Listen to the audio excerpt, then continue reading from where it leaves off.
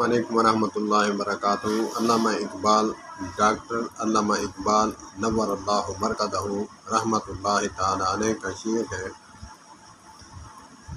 اس پر بہت لوگوں نے اعتراض کیا، یوں سمجھیں شکوہ جواب شکوہ۔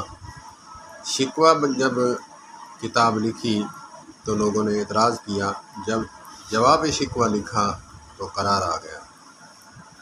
ہم ہیں کافروں کے کافر، کافر ہے خدا ہمارا۔ ہم ہیں کافروں کے کافر، کافر ہے خدا ہمارا۔ انہوں نے عربی لغت کے لحاظ سے معنی مراد لیا ہے۔ کافر جو ہے انکار کرنے والے کو کہتے ہیں،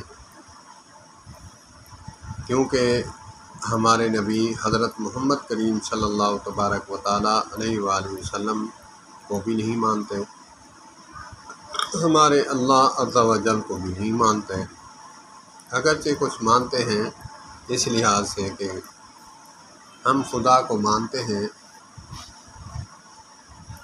کیونکہ ماننے کا اس میں یہ بھی ہے، میں دیکھتا ہوں